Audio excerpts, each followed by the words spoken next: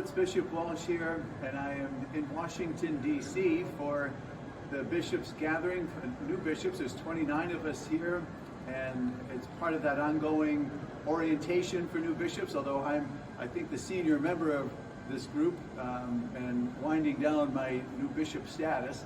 It's almost 2 years now, but it's a joy to gather with other bishops that at this point I've gotten to know pretty well, and I think that's part of the joy of this kind of a gathering, that we learn to have that kind of connection with one another and bounce ideas off each other and learn from each other as we experience the new life of a bishop. So we're currently right now in the beautiful Basilica of the Immaculate Conception on the campus of Catholic University, and across the street from the USCCB building, where we spent most of our day yesterday getting an orientation to all of the different offices of the USCCB and what they provide for us in terms of resources and the way they have connections nationally and internationally, and the kind of opportunities that USCCB has as a conference to be in union with the Universal Church. So there's a lot of that sense of understanding of the network of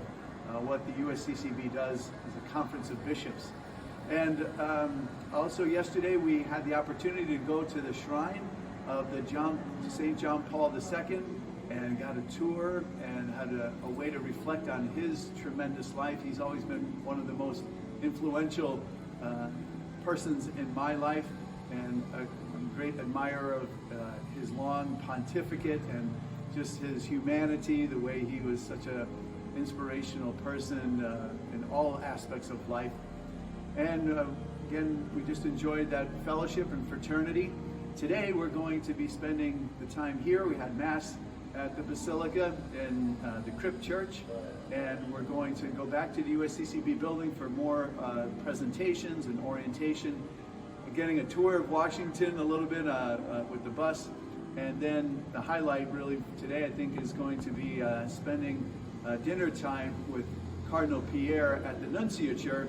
And I was asked to give a few comments as the senior ordinary of this group. So I'm looking forward to that time at the Nunciature, and thanking once again Cardinal Pierre for the good shepherding that he does of the bishops in the United States as the Pope's nuncio. So a few other things that are coming up when I get back from here on Friday. I have a couple of meetings, including the sad discussion that we have to have of replacing Father Dan Smilanic as our Judicial Vicar. May he rest in peace. I got the word yesterday that he died, and he had some failing health recently and had been in the hospital, and just we got the word that he peacefully died in his sleep. So we pray for his soul and for his family.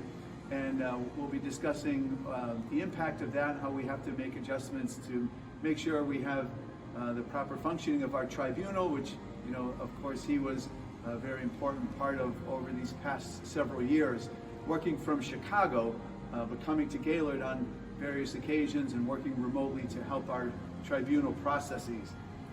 On Sunday, I'll be with the men's Cursillo up at the Augustine Center, and later on, I'll be with the women's Cursillo, celebrating Mass and supporting that wonderful retreat that is in the Diocese of Gaylord and all around the world, the Cursillo movement. On Monday, we're going to have a follow-up review board meeting, continuing to look at the Attorney General's report and other aspects of it that are still important for us to consider. And very grateful for the review board and their input and consulting with them, getting their advice. On Tuesday, there's a Northern Michigan Catholic Foundation meeting, and also going to work on the 2024 CSA video. We had our first webinar recently, and we rolled out our theme for the continuation of the Eucharistic Revival on Come to the Table will be the theme. We'll do our video that will help promote that. And then lastly, next Wednesday, we have our Diocesan Finance Council meeting. So from Washington, D.C., I thank you for checking in today, and God bless.